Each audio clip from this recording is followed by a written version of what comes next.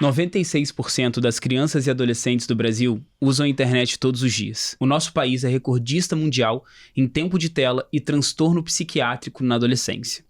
Segundo o estudo de Oxford, as redes sociais estão intimamente associadas à ansiedade e depressão em adolescentes. Se o seu filho passa 4 horas nas redes sociais por dia, ao final de um ano, ele terá passado 2 meses distraído por conteúdos viciantes. Esses são, pessoal, apenas 4 dos inúmeros dados e danos que a gente pode falar aqui sobre o uso de telas. Por isso, por mais que pareça que esse assunto já esteja batido, pais, mães, educadores não podem considerar esse como um jogo ganho. A atenção precisa ser constante e atualizada. Recentemente, a Lei 15.100, que proíbe o uso de eletrônicos e de celulares nas escolas, colocou esse assunto novamente nos holofotes. Hoje, no PenseCast, eu, Pedro Rocha, professor e diretor de ensino do Pense, eu vou conversar com a Paula Martini, orientadora digital e palestrante, e a Isabela Bravo, a nossa aluna do 9º ano do Pense Ilha Governador, sobre telas e letramento digital. Obrigado pela presença de vocês. Bom, vamos começar aqui com a Paula. Obrigado também por vir conversar com a gente. Paula, a gente testemunha um grande consenso, né? Nunca foi tão desafiador pais e mães, né? Esse desafio da parentalidade como um todo, relacionado a todos esses riscos que as telas trazem. Uhum. Eu queria que você contasse um pouco pra gente sobre o que é letramento digital, por que é importante, por que pais, mães, educadores como um todo precisam estar por dentro aí do letramento digital. Obrigado. Que bom, eu gosto de desmitificar esse nome também. Letramento às vezes fica muito intangível, mas a gente está falando de se alfabetizar digitalmente, é entender o que tem por trás. É como se a gente pudesse desfazer o código. Sabe no filme Matrix, que uma hora o personagem olha e cai aquele monte de 0 e 1 e você fala, nossa, a realidade não era essa que está sendo apresentada? Sim. Então, a gente poder entender o que tem por trás das telas, o que tem por trás dos dispositivos, por que a gente entra no celular para olhar a agenda e de repente está lá meia hora passando o dedo no Instagram. Por que isso tudo acontece? É porque a gente é fraco, a gente não tem força de vontade? Ou é porque tem dinâmicas muito elaboradas, muito sofisticadas para fazerem com que a gente fique nesse espaço? Por que a gente fica nesse espaço? Porque para fins de capitalismo, né? A gente está aqui falando de grandes empresas, as empresas mais valiosas do mundo, ganhando muito dinheiro com o enganchamento do público para ele ser oferecido, nós sermos oferecidos enquanto produtos, enquanto até matéria-prima, mesmo para criar-se novos produtos e serviços. Essa é a lógica, em linhas muito gerais. E se letrar digitalmente tem a ver com somar a isso o pensamento crítico. Como que as famílias, os adolescentes, as crianças, elas podem perceber isso tudo, verem uma forma individual de cada família vai achar o seu jeito de fazer funcionar uma resistência a esse movimento. Mas para a gente poder resistir em função da saúde, em função de um bem-estar, a gente precisa primeiro ver como isso se dá. Né? Eu só posso me pôr contra um movimento se eu consigo destrinchar ele e ver os buracos por onde a gente consegue atuar. É curioso, né? Você fala sobre dinâmica, é uma dinâmica que é intencional. Para Totalmente garantir intencional. esse enganchamento, né, que você trouxe. Gostei desse termo. E aí, isso me faz também lembrar de um outro dado interessante, né? Em algum momento, eu li algo como, mas as redes sociais são bacanas, inclusive, né? Não são nem mesmo pagas, é um conteúdo ali de entretenimento, onde você nada paga, inclusive, por ele, né? E aí, hoje a gente fala de dado, né? Termos como novo petróleo, novo ouro, algo nesse sentido. Sim. Porque certamente o pagamento somos nós, as nossas informações, o nosso valiosíssimo tempo, né? Sim. Um pouco sobre isso. Quem assistiu O Dilema das Redes, aquele filme da Netflix, Sim. tem uma frase em destaque que diz que se o serviço é gratuito, o produto somos nós. É isso. Alguém paga a conta. É isso. E as nossas informações sobre os nossos gostos, nossos desejos, nossos devires, nossos potenciais consumos são altamente valiosos para essas chamadas Big Techs, essas grandes empresas que são as mais valiosas do mundo e que ganham dinheiro por essa dinâmica mesmo, né? E eu acho que você trouxe uma coisa bem interessante de se falar. Rede social é legal mesmo. É gostoso. Se não fosse gostoso, a gente não ficava ali mó tempo passando o dedo. Então, acho que essa é a primeira perspectiva que a gente precisa trazer, né? Não adianta ficar batendo no que há. Existe a possibilidade da gente menos ser usado e mais usar. Sim. É por esse caminho que eu prefiro ir. É tipo, a gente não pode comer no McDonald's todo dia, mas ir no McDonald's de vez em quando, tudo bem. Ninguém morre por isso. Eu gosto de falar sobre esse uso harmônico, né? Como um todo aí das telas, algum grau de das equilíbrio mídias. possível, né? E isso é uma boa recomendação, né? Falar sobre esse documentário do Dilema das Redes, eu acho que ele ajuda a entender um pouquinho esse submundo por trás das redes sociais, dos algoritmos, enfim, essa cultura também da geração do dado e por aí vai.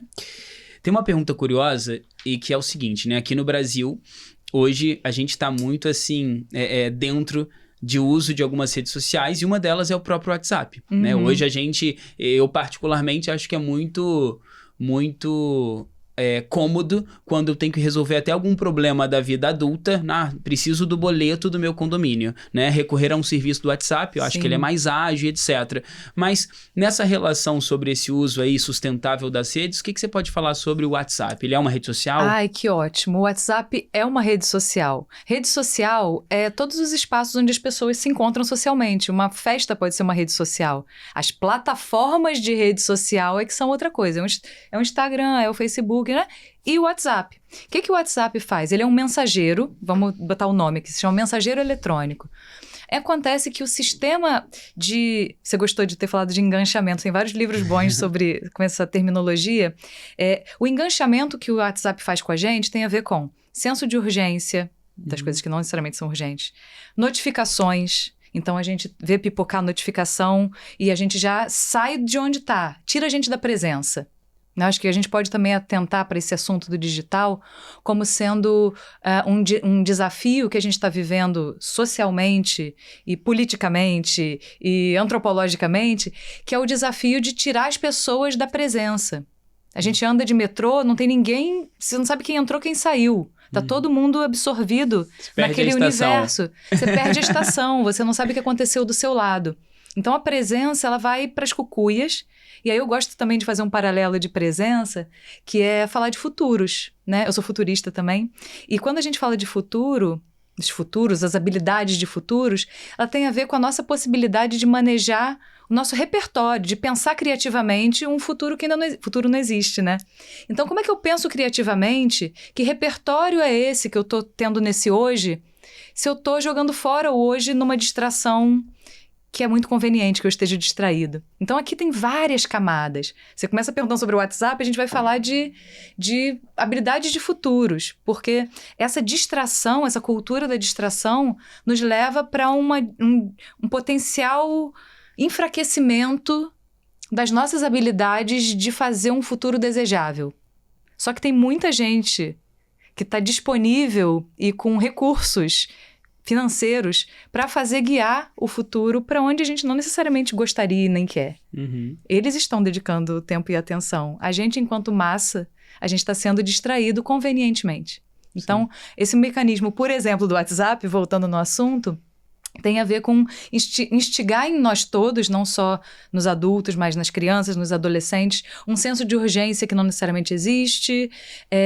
Uma coisa importante sobre crianças e pré-adolescentes no WhatsApp, que eu absolutamente não recomendo, queria deixar isso um ponto bem colocado, as crianças no WhatsApp, quando elas estão ali, elas ficam com o famoso FOMO, o Fear of Missing Out.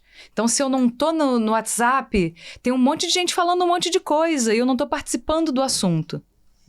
Então, tratar isso que a gente está discutindo aqui como um grande pacto coletivo é muito fundamental. Porque eu, na minha casa, decidir que meu filho não vai ter celular, sei lá, até os 12 anos de idade, é uma coisa. Mas aí todos os amigos, todas as amigas têm, e tem vários assuntos acontecendo no WhatsApp sem ele. Pô, quem gosta de estar de fora?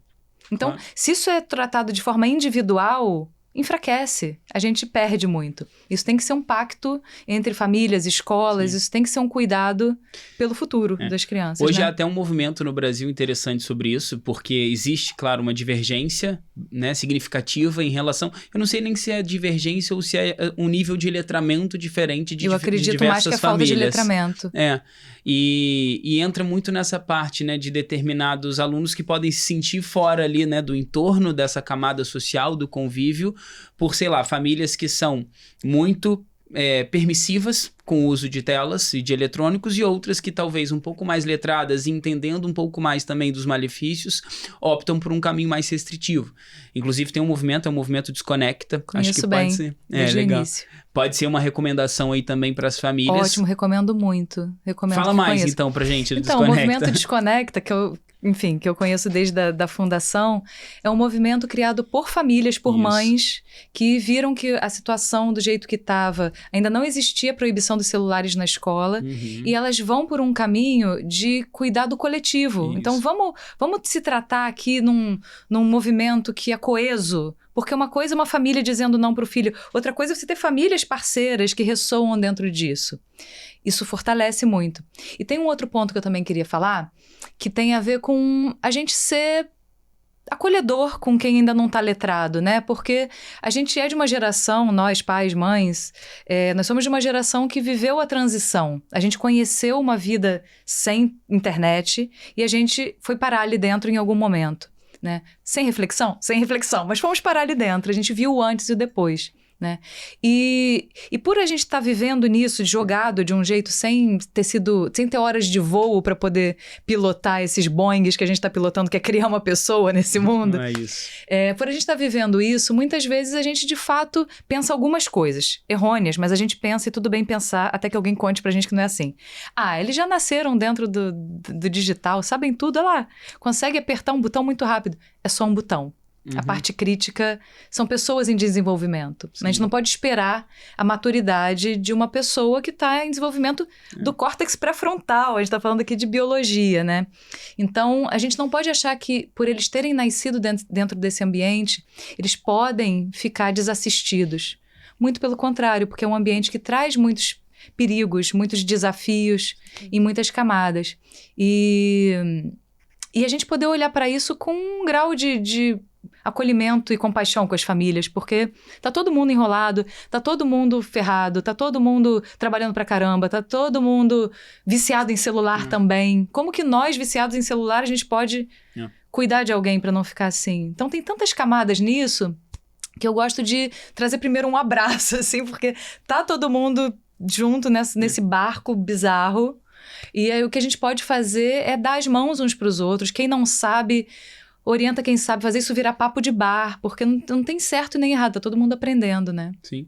Não, e faz muito sentido pela sociedade que a gente vive, pela forma com que tudo isso é construído. Então, é mesmo um ladrão de atenção numa dinâmica de uma cidade grande, onde a gente também... Acho que parte desse problema é também pela forma com que a gente vive em sociedade. Essa dinâmica, por exemplo, do tempo, de pais e mães trabalhando durante muito tempo, numa cidade grande, com tempo de deslocamento, de transporte, isso acaba sendo um elemento, assim, de maneira muito prática também, que ocupa talvez um espaço de carência que pode faltar em determinadas famílias.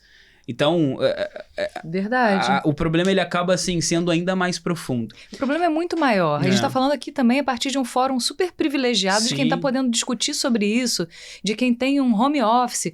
Agora, se a gente for olhar para a realidade do nosso país, quantas pessoas não tem que sair de casa às 4h30 da manhã e voltar às 9 da noite? E quem vai ficar de babá do filho é uma tela com um celular que não está configurado de nada, não tem controle parental, a criança está vendo pornografia, a criança está vendo violência, está sendo cooptada por extrema-direita. Tem muitos movimentos acontecendo que passam fora do radar de quem está vivendo a vida de adulto, de tentar ganhar o pão, né?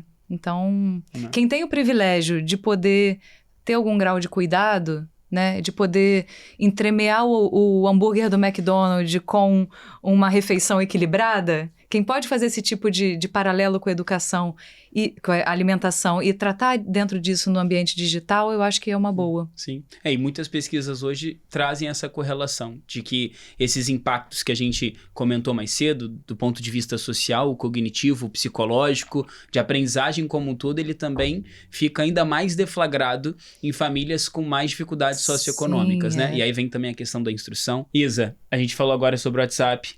Paula contou um pouco pra gente. Me diz você sabia que o WhatsApp era uma rede social? Como é que você usa essa plataforma? Conta pra gente. Então, antes do podcast, eu até perguntei pra Paula, né, se era rede social ou não.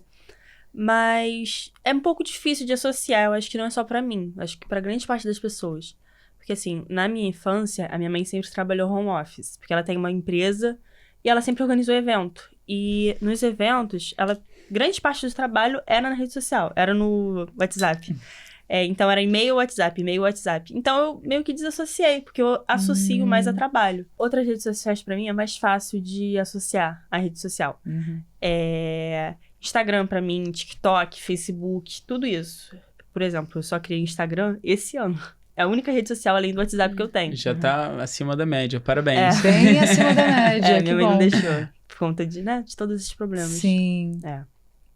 Então, é um pouco complicado pra mim, de pensar nisso. Mas, de certa forma, eu sempre tive esse negócio de, você conecta com pessoas, pode ser de outras partes do mundo, se você tiver o acesso. Então, de certa forma, é uma rede social. Sim, legal. Voltar um pouquinho nessa parte sobre a questão das famílias, né, e de como a rede familiar precisa estar preparada para esse momento. Queria, Paula, que você nos ajudasse trazendo até, assim, dicas, orientações práticas para famílias que hoje talvez estão sentindo essa pressão, até do comparativo. Nossa, eu gostaria de, limitar mais o uso de smartphones dos meus filhos, mas eu vejo que todos os colegas da escola ou do condomínio ou da ginástica, enfim, ou de qualquer outro círculo social usam em demasia. Pais que talvez assim estão parando agora para pensar sobre esse assunto, para entender um pouquinho mais profundamente o que eles precisam se atualizar, onde eles podem buscar. Vamos agora tentar ajudar também nossas famílias que estão participando aqui com a gente em como buscar esse uso mais saudável das telas. Ai, que legal. Bom, eu acho que o primeiro ponto é tomar essa consciência e não se arrepender. Assim, fizemos o melhor que pudemos antes. Se agora a gente tomou consciência de que existe esse desafio digital que está fazendo mal para o filho da gente, tá bom, daqui para frente a gente vai agir. Tudo tem algum grau de jeito, né? Porque eu vejo muitas famílias, nossa, e entrando num desespero, num apavoramento.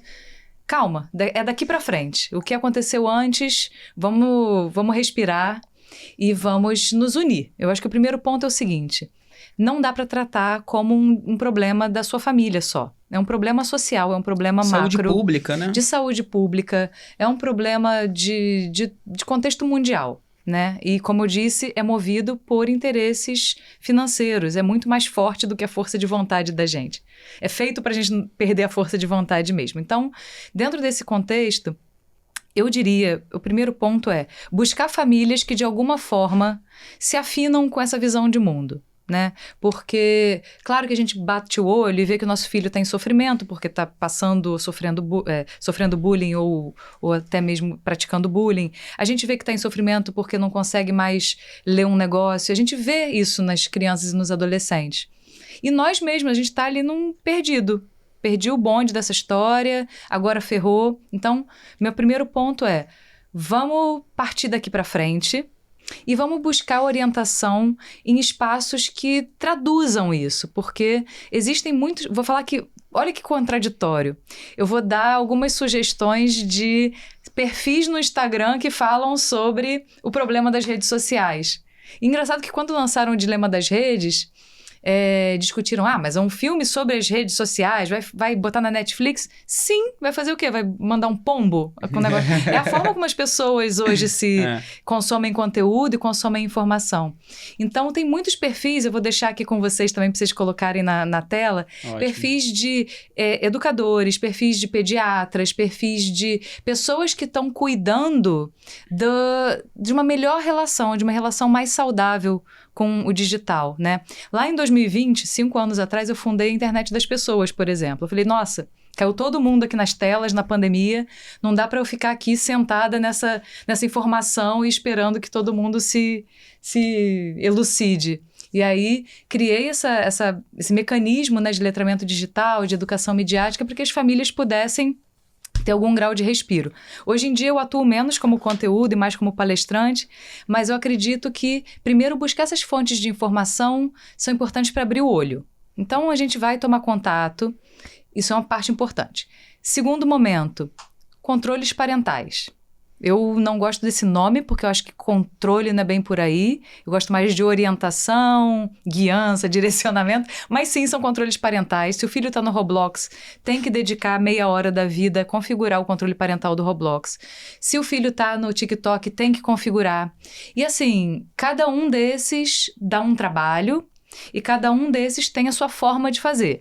Então, amigo Google, como fazer o controle parental no Instagram para o meu filho? Vai ter um super tutorial.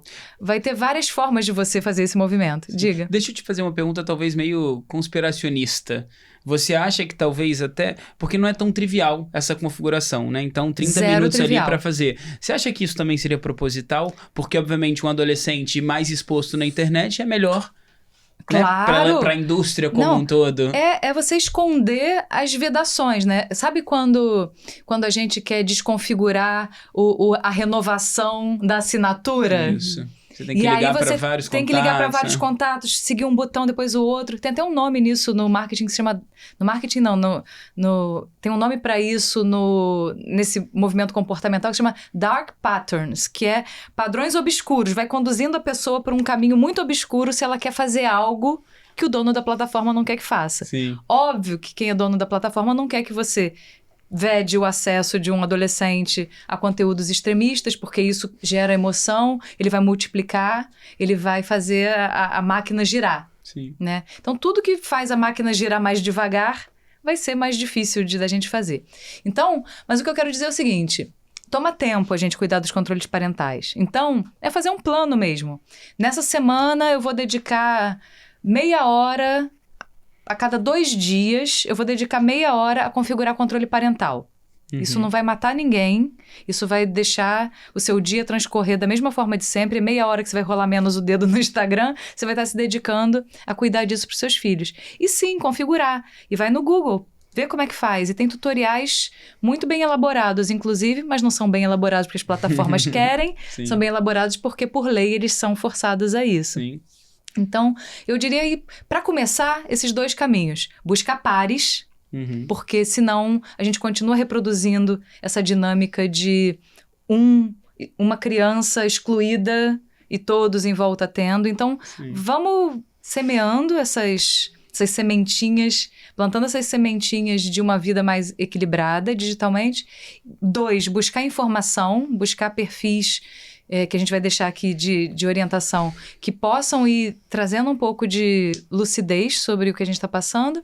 E o terceiro ponto é controle parental. Controle parental em tudo, todos os pontos de contato onde a criança e o adolescente e o pré-adolescente operam, precisam estar com esses contornos dados. Sim. Paula.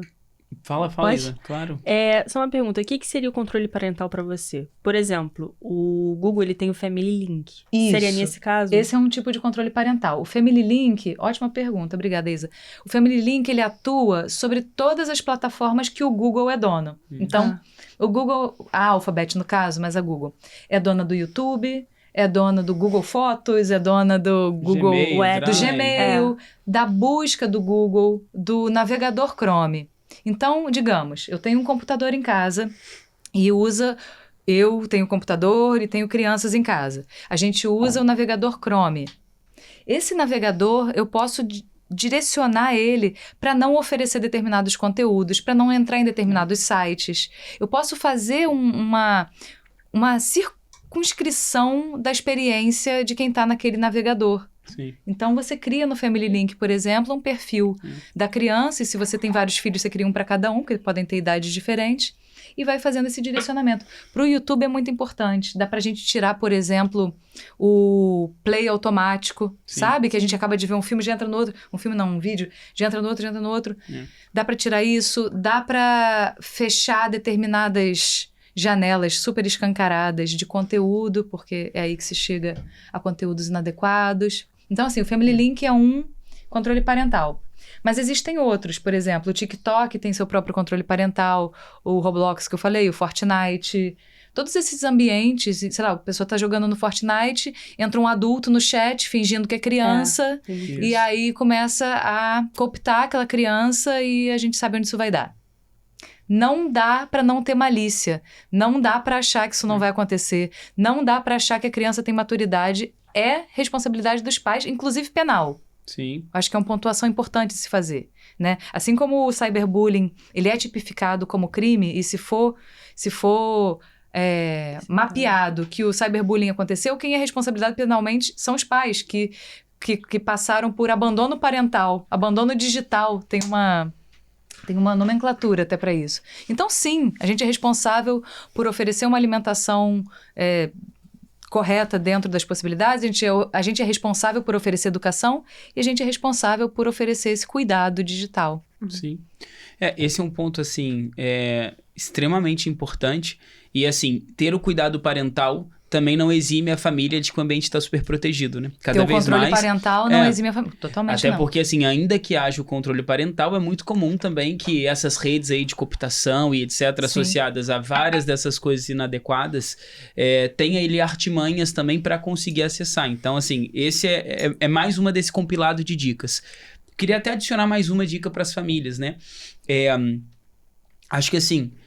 Se você é um pai, uma mãe, enfim, um responsável por uma criança e você está cogitando, por exemplo, que ela tenha um smartphone ou algum eletrônico, né? A bibliografia vai nos orientar por todos esses malefícios que a gente está trazendo aqui, pelos benefícios de você atrasar esse fornecimento de um smartphone, é que evitem. O ideal é que o máximo possível, né? O máximo possível. O máximo possível sobre rede social também, né? Eu acho que vale pensar assim, precisa mesmo de uma criança, sei lá, com seus 8, 9, 10 anos de idade, de ter um smartphone? É exatamente assim, imprescindível para a rotina da criança, da família? É exatamente imprescindível ter uma rede social? Será que existem outras fontes de contato, por exemplo, sei lá, com os familiares, algo assim, que possa ser interessante? Eu até me lembro de um caso, né?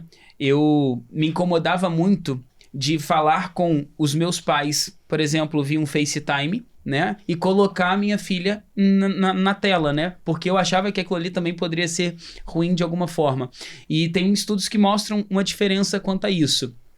Porque a coisa dos vídeos, ela é muito ali danosa para a criança, toda essa cultura ali do phishing que acontece, desse scrolling que acontece, mas existem coisas que podem ser positivas. Por exemplo, tem estudos que mostram que uma criança num smartphone falando com um familiar, isso é positivo para o desenvolvimento da fala, para aumentar o repertório, por exemplo, né, do vocabulário daquela criança que está desenvolvendo ali a sua língua nativa, mas claro, com esse limite, com essa dosagem, ela precisa do seu próprio eletrônico para isso, né? A pergunta é o para quê? É isso. Eu acho ótimo essa sua pontuação. Ele quer o celular, tá? Para quê? É para poder marcar, para jogar com os amigos. Pode usar o meu? Isso. Pode usar o meu? Então vai continuar usando o meu no momento ali que eu não estou usando para trabalhar. É para eu poder monitorar se já saiu da escola, porque volta sozinho da escola. Existe outra forma? Existem hoje em dia, existiam nos anos 90 e 2000 os chamados dumbphones, que não eram os smartphones. Isso. Que é o telefone que serve para você ligar, para você tirar uma foto, para você ouvir um negócio. Enfim, esse telefone supre a necessidade de contato com seu filho para saber se ele saiu da escola, tudo bem? Supre. Então, por que um smartphone? E sim, a demanda sempre vai vir. A demanda sempre vai vir e cabe a gente fazer essa delimitação, né? E sustentar. Que é muito difícil, assim, mais uma vez, acolhimento. É difícil a gente sustentar quando tem toda essa pressão da pessoa que é mais importante no mundo pra gente, que são os nossos filhos. Mas é aí que a gente vai, de fato, exercitar a nossa parentalidade responsável. Porque os danos, eu não preciso vir aqui falar sobre os danos, a gente sabe, a gente lê o tempo inteiro, eu não quero fazer apavoramento com ninguém, eu não detesto as tecnologias, muito pelo contrário, senão não trabalharia com isso há 25 anos. Eu sou muito a favor de que a gente use de forma equilibrada, de forma consciente, de forma crítica. Mas o que está acontecendo é o exato oposto. Sim. Né? Acho que essa não é uma conversa de tecnocéticos aqui de contra nenhum. a tecnologia, né? Pelo contrário, acho que tecnoentusiastas de uma tecnologia saudável na idade certa, da forma certa. Isa, a gente falou aqui, né? Eu e Paula tentamos, principalmente a Paula, dar algumas dicas práticas para os pais de como lidar com essa situação. Você, enquanto jovem, enquanto adolescente, o que que você acha que... o que que você gostaria de falar para pais, para sua família também? Como que eles podem ajudar vocês também nesse controle, nesse cuidado, nesse uso consciente? Assim, Pedro, são dois extremos que eu observo. Tem as pessoas que são muito liberais, os pais, que eu falo, pai responsável, que são muito liberais com o celular e os pais que são muito restritivos. Então, eu acho que a grande maioria dos pais é liberal. Então, por exemplo, eu tenho muitos colegas que assistem pornografia, que ficam vendo fake news o dia inteiro, que levam pra escola essas coisas também. Ao mesmo tempo que eu tenho colegas que, tipo, não tinham celular até agora, mesmo com tanta coisa até da escola. Então, por exemplo, ano passado a gente jogava muito Kahoot, tinha grupo de escola, o GSA, que é uma ferramenta usada pelo Pense, era muito utilizada até na escola. E eu acho que isso restringia. Quer dizer, a gente já tá com uns 14 anos. Então, essa hora, eu acho que já era uma boa hora. Então, eu acho que os pais acompanharem mais os filhos, ao mesmo tempo que eles não restringem e nem deixam a mão muito leve. Uhum. Então, acho que seria uma coisa mais assim. Tá bem. Ô Isa, você contou pra gente que você foi ter, né, um celular com 12, a primeira rede social aos 15, e isso foge um pouco do padrão. Como é que você lidou com isso? Porque muito provavelmente seus colegas, né, já tinham acesso a redes sociais mais novos que você, tiveram seus celulares também antes de você. Como é que foi esse ambiente diferente pra você nessa ocasião? Então, eu transitei por muitas escolas durante a minha infância. Eu tinha colegas, tipo, extremos totalmente diferentes. Por exemplo, no primeiro ano, devia ter uns 6, 7 anos, tinha colega que tava já no Facebook, no YouTube, viciado nessas coisas. Enquanto eu quase não tinha acesso. O que eu mais tinha de acesso de internet era ou o celular da minha mãe, ou televisão, mas assim, 1 hora por dia no máximo do máximo. Ou, sei lá, um tablet velho que a gente tinha que eu jogava uma vez por semana, essas coisas. Mas, tipo, passando pro terceiro ano, 9 anos por aí, a maior parte dos meus colegas tinha WhatsApp, TikTok, Instagram, enquanto eu nem sabia o que era TikTok. E, tipo, era muito estranho, as pessoas estranhavam. Quando falavam, me passa seu número, eu falava, eu não tenho número. Tipo, muita gente já teve surto quando eu falei que eu não tinha número. 9 anos é uma idade que as pessoas são muito exacerbadas, né? E, honestamente, eu nunca me importei tanto com isso. Eu comecei a ter celular... Era celular velho da minha mãe, da minha avó. Mas então não dava pra fazer muita coisa. Era, sei lá, jogar Minecraft ou... Instagram, ou... Não, nem Instagram. WhatsApp, pra conversar com amiga. Mas eu acho que eu tinha uns 11 anos quando eu tive o meu primeiro. E era muito restrito, era muito pouca coisa. As únicas coisas que eu usava era Google, WhatsApp e Minecraft. Porque eu gostava muito desse jogo. Esse ano, né, com 15 agora que eu vou fazer, eu comecei a ter o Instagram. Mas mesmo assim, tô começando ainda, não tem nenhuma postagem. É no celular da minha mãe ainda. Tá. Então... Isa, a gente falou mais cedo e claro, você está vivendo isso na escola. Em janeiro desse ano, nós tivemos aí a liberação, né, o sancionamento da Lei 15.100, que traz essa proibição em esfera federal do uso de eletrônicos dentro das escolas. Com algumas exceções, mas já foi um movimento super importante, né? Enquanto, assim, país, haja vista que muitos outros países espalhados pelo mundo têm ações, assim, semelhantes. A gente até, acho que precisa também falar um pouco sobre isso. Paula trouxe isso no discurso, não é só sobre pensar no indivíduo ou no núcleo familiar. A gente está falando de um problema mais sério, que exige regulamentação, que exige uma atenção, por exemplo, do poder público em relação a esses limites dentro das redes sociais e por aí vai. Mas agora para a Isa. A gente tem essa lei, na escola, como você bem sabe, tem todo um protocolo em relação ao não uso dos eletrônicos. A gente está acompanhando isso muito de perto, sabendo, obviamente, que esse é um ambiente escolar mais saudável para vocês. Primeiro, qual que é a tua percepção em relação a esse novo ambiente da escola, agora 100% livre de eletrônicos? E na tua casa, você acha que você consegue manter ali as mesmas regras, o mesmo cuidado? Conta pra gente um pouquinho. Vou falar primeiro da escola. Assim, ano passado, eu era uma pessoa que não tinha muito amigo. Tanto é que tinha pessoas que, assim, eu até conversava e tal, mas era uma coisa muito superficial. Conversava, era um amigo do oi, que chamam. Oi, tudo bem, tudo bem? E depois voltava pro celular. Então, ficavam jogando na sala. Eu via muito colega usando o chat GPT no meio da sala de aula. Esse ano ainda tem, às vezes, que eu vejo alguém, né, usando o celular debaixo da mesa. Mas, tipo, tá com muito mais socialização. As pessoas estão socializando mais, tá tendo mais foco na sala. Tá tendo mais conversa. Porque na ausência do celular, começam a conversar entre si. Tanto é que fizeram um mapeamento agora. Ano passado a gente nem tinha.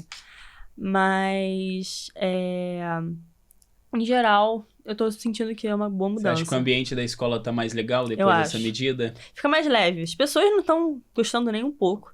A gente teve, inclusive, mais de um mês de debate. Uma aula que a gente tem, o PCLB, o Projeto Colaborativo, que foi focado para debate, o grupo pró e o grupo contra. Eu fiz parte do pró-lei. Eu acho que foi um pouco radical demais. Tipo, no Pense, às vezes, a gente não pode usar o celular nem para falar com os pais depois que a aula acabou. No recreio eu entendo, eu acho que nem devia ter mesmo no recreio o celular. Porque muita gente ficava no recreio só jogando, totalmente isolado. Ainda tem as pessoas que ficam mais isoladas, né? Que não são uma parte do grupo grande. Mas tem muito mais socialização. E até essas pessoas, elas estão começando a aprender a socializar. Assim, eu não sou uma pessoa que usa muito celular. Eu uso mais WhatsApp e Pinterest. Então, em casa eu não uso quase nada. Tipo, sei lá. Eu tenho controle parental, então eu vejo os dados. Eu acho que eu fico...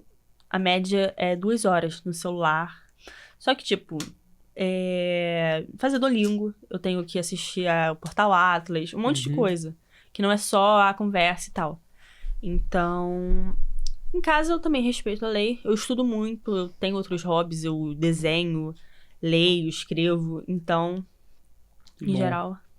Você tinha informações sobre o que a Paula contou pra gente acerca do letramento digital? Conta aí, você achou alguma novidade, alguma coisa que foi nova pra você? O letramento digital eu nunca tinha ouvido falar, até semana passada, que botaram no Agenda Edu.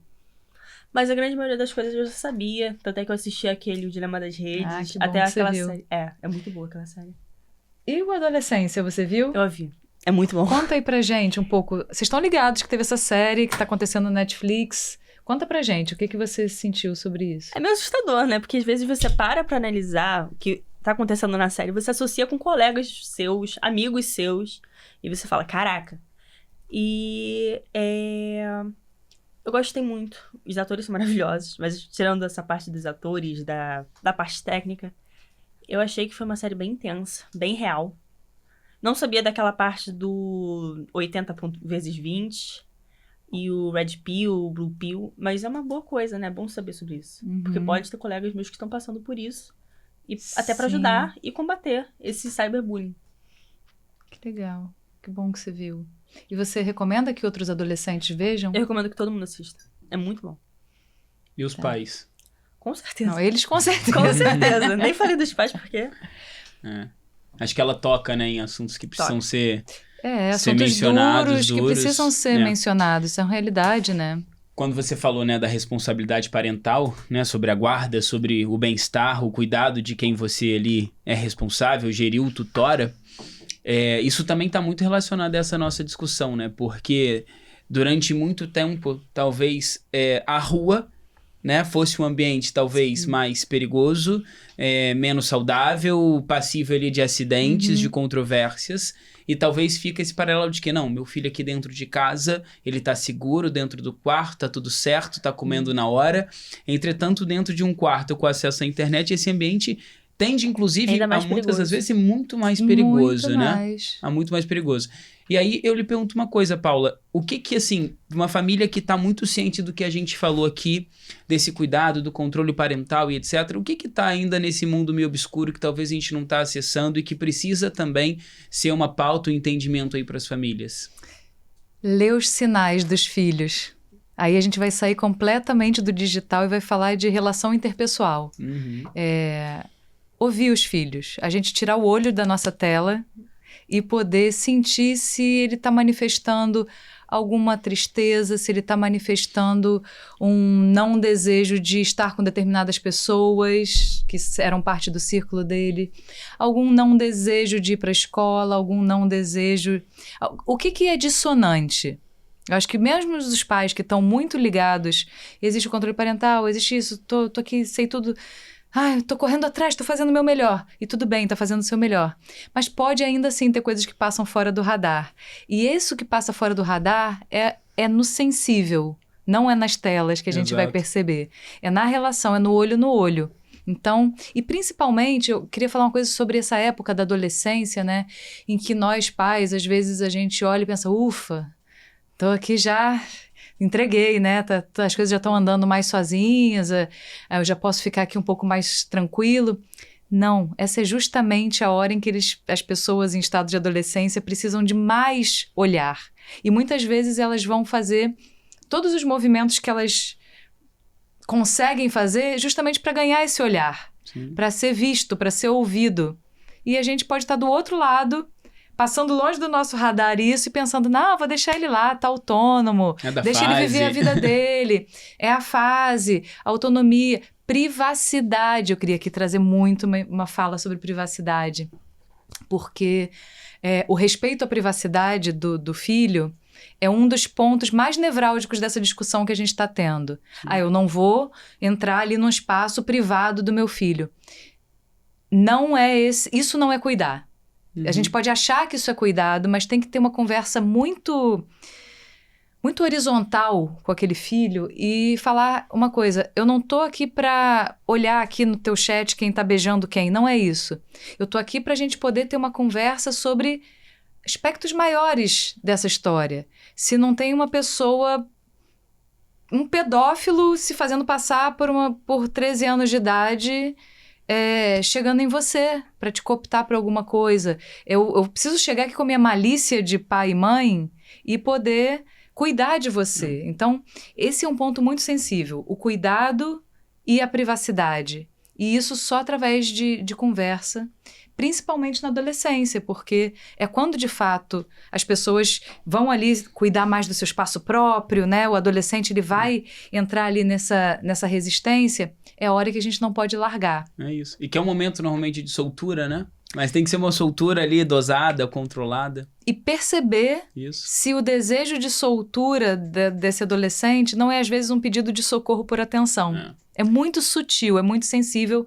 Quem puder, quem tiver disponibilidade e puder estar assessorado por profissionais da psicologia para os filhos nessa época, é muito legal. Todos nós, né? É muito importante que a gente, dentro das nossas possibilidades, possa se olhar e se trabalhar, mas contar com algum apoio nesse sentido, ter um olhar profissional, também pode ajudar muito. Eu gosto de dizer para os pais, não se contentem com... Como é que foi a aula, filho? Legal. O que você aprendeu? Nada. Ou, né? Uma resposta, assim, bem adolescente. Super. E aí, qual foi sua melhor aula? O que essa semana te deixou chateado, saiu do controle? O que a gente pode fazer junto no fim de semana? O que você sugere? E eu acho que, assim, são coisas mais práticas no sentido de investigar mais, acessar mais, dar esse espaço também de troca, de escuta. Não se contentem com o legal, tá bom, foi igual, não mudou. Legal, enfim. Fazer boas perguntas, boas né? perguntas. Em tempos de inteligência artificial, a gente precisa falar que esse a seria arte um bom da prompt. boa pergunta, você tem que ter um bom prompt esse com é um teu bom prompt. filho, né? Você não faria uma pergunta ruim num chaveco. Você tá ali paquerando alguém, vai fazer aí a pessoa vai dizer e acabou o assunto. Você não quer acabar o assunto com quem você tá chavecando, por que você vai querer acabar o assunto com o teu prompt filho? de sucesso, né? Perguntar aí pra inteligência artificial algo como, me dê aí 10 abordagens pra eu ter com meu filho adolescente pra uma boa conversa e pra melhorar esse laço aí entre pais e filhos. Vale recorrer ao que se precise recorrer. É isso, Uma pergunta pra Paula. O adolescente, ele tem esse desejo de ter um espaço pessoal, tem a privacidade que ele tá começando a desatrelar dos pais. Não no sentido de, não quero mais saber dos meus pais. É mais uma noção da independência. Né? Um do outro. De entender a si próprio. Quando é que seria a... E às vezes o adolescente, às vezes, só não tá bem no dia, ele não quer conversar e tal. Isso é uma coisa de sempre. Como é que seria essa linha? É uma linha muito sutil que você falou. É uma linha Como é que muito seria sutil esse de dia? respeito ao espaço e, ao mesmo tempo, demonstração de interesse, Uhum. né? Isso vale para qualquer relação humana. Às vezes a gente dá muito espaço para respeitar o tempo e o outro, mas muitas vezes o outro estar no canto é quase um pedido de olha para mim. Uhum. É tão sutil.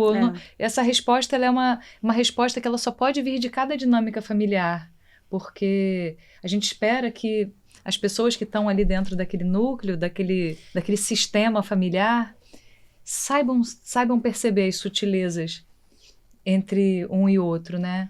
Só que a gente está em tempos de distração. Então, às vezes, o pai também não está nem aí, está olhando para a tela, o filho pergunta alguma coisa e diz, e não responde nada. O filho também está olhando para a tela e não responde nada. Então, como que a gente pode retomar essa conexão para reconhecer? Eu acho que um ponto da adolescência é a gente conhecer de novo aquela pessoa.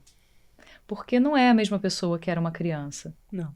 Sim. Muda completamente. Então, que nova pessoa é essa que está dentro da minha casa? O que ela gosta? E se interessar pelas coisas que a pessoa gosta. Puxa, assim, querer saber mesmo. Sem julgar, né? E essa é uma Sem das falar, reflexões. Sem julgar. Esse negócio... essa música é ruim. Essa música batida ruim muito pra alta. quem? Quem é você pra dizer que isso é ruim, sabe? E essa é uma das reflexões da série, né? O adolescente, ele era... esqueci o nome dele. James, talvez, não lembro. Acho que era James. James, Ele tinha uma persona, né? Na escola e uma outra completamente diferente em casa. É bem legal o que você diz, né, Isa? Eu acho que, assim, a gente falando aqui também para os nossos pais, eu acho que até uma conversa franca e transparente no sentido de estou entendendo como qualquer pessoa que hoje você quer o seu espaço, que você não tá tão afim de falar, e tá tudo bem. Tô aqui para te dizer que eu tô contigo, tô do seu lado. Quando você estiver disponível e quiser conversar, eu tô aqui sempre contigo. E acho que é esse entendimento de se ter do indivíduo que também está em formação e que está mudando e que quer seu tempo e que está se construindo também até em relação a seus instintos e personalidades. Acho que é um pouco de como essa relação pode se construir. Porque assim, eu acho que tem uma linha muito tênue entre a aproximação, a mostração. Eu tô mostrando meu interesse pelo meu filho, o que você tá fazendo, com o que você tá conversando, essas coisas de adolescência. E invasão do espaço. Que quando o adolescente, eu não sei se pra todo mundo é assim, se sente invadido, ele fica sufocado. Sim. Sufocado e, tipo, pode até ter um efeito reverso. Uhum. Então, se fecha mais do que se abre, às vezes. Sim. Então, eu acho que isso é um fator que os pais também têm que observar. Eu tenho até uma pergunta que vai um pouco dessa linha do que você está contando pra gente. Como você avalia que estou adolescente, sei aí desses problemas todos que a gente está falando, como família e escola podem ajudar o adolescente nesse momento? Eu acho que os pais têm que dar o apoio. Não julgar, como a gente falou anteriormente. Não falar, o estilo de música que você ouve, não gosto, é muito barulhento. Ou... que livro bobo, romancezinho. Alguma coisa assim, sei lá. Mas querer entender, por que você gosta desse estilo de música? O que essa música desperta em você? Por que você gosta tanto desse romance? E tentar entender, sabe? Não invadir o espaço. E chegando aos poucos. Fazer uma abordagem mais sutil, que talvez até o adolescente não perceba. Isso é tão sutil, que ele talvez nem não perceba. Porque assim, tem muito adolescente hoje em dia que é muito preconceituoso. Não são todos, eu não sou assim, honestamente. E tem muita gente que não é. Mas, às vezes o adolescente fala, não, meu pai, não quero chegar perto. Sempre vai me julgar, talvez até de experiências passadas. Então, acho que é uma coisa para os pais, de tomar esse cuidado. Tá bem. E na perspectiva da escola? Escola, tá. Eu acho que a escola tem que dar o apoio, mostrar que ela tá presente. Fazer campanha. Eu acho que o Pence tá fazendo muito essa coisa hoje. Ele acompanha bastante. Sempre tem algum cartaz, pelo menos na minha idade. Escola prejudício não. Prejudica... Tá. Escola... benefícios versus malefícios do celular. Isso é uma coisa que eu acho que o Pense acerta muito. Talvez outras escolas não tenham isso. Mas, sei lá, talvez eu acho que promover mais palestra, mais apoio, mais conversa, sabe? Tirar o julgamento dos alunos entre si, mostrar que todo mundo tá ali pra estudar, que todo mundo ali tá junto e que não tem que ter esse julgamento. Porque, tipo, adolescente julga pra caramba. Muita gente julga. Não é todo mundo, claro que não é. Mas grande parte das pessoas olha a pessoa que é diferente e, tipo, afasta. Assusta um pouco. E eu acho que essas pessoas têm que ter um acompanhamento. Talvez seja até de problema que esteja passando em casa. Uhum. Pra entender, sabe? E até os colegas, eu acho que tem que estimular. Sei lá, o LIV, o PSLB, essas matérias adicionais, que são muito importantes, tem que trabalhar isso. A empatia dos colegas um com o outro. E o olhar crítico. Entender, pô, fulano não tá passando bem. Tem alguma coisa estranha, ele tá mais fechado hoje. O que eu posso fazer? Ele gosta que eu me aproxime, que eu fique conversando com ele, ou ele gosta que eu dê o tempo pra ele? Porque assim, eu tenho um colega que quando tá mal, quer que eu fique falando um monte de coisa boba, fazendo palhaçada e tal. Enquanto tem outros que só querem o espaço, querem que eu fique quieta, saia de perto. Ou enquanto outros só querem que eu fique do lado em silêncio. Eu acho que isso é uma coisa que a gente tem que praticar. E o LIV e o PSLB, eu acho que exercício de empatia, né? Sim, é a empatia. Entender os seus amigos. Legal. Bacana, Isa, contando um pouquinho de como a gente aborda algumas coisas na escola, né? E desde que essa discussão foi iniciando no Pense, acho que, assim, parte, né, desse ambiente com menos eletrônicos e com menos telas é um ambiente no qual a escola também precisa pensar um pouco sobre letramento, cidadania digital, educação midiática. Isso aparece em vários componentes curriculares, como você bem exemplificou aí, e tentar ensinar vocês um pouco desse novo ambiente, dessas novas configurações e o que vocês podem desde muito cedo aí começar a praticar. Vem também de todo o cuidado do nosso departamento socioemocional, como você falou, do próprio LIV, o time de psicologia escolar, acompanhando, entendendo cada estudante, entendendo a essência, os desafios, uma parceria necessária e imprescindível com as famílias, para, enfim, tentar entender aquele adolescente como um todo, qual é a sua ambiência, quais são os seus desafios, qual que é o seu momento de vida. Enfim, eu acho que é essa tríade que dá certo em qualquer etapa da vida e principalmente no momento tão crucial que é a adolescência, né? Essas mudanças cerebrais, cognitivas, o córtex pré-frontal fervilhando e que, enfim, a gente precisa estar muito consciente dessas ações combinadas. Isa, muito legal. Legal te ouvir, legal saber que a escola está te apoiando também nessa empreitada.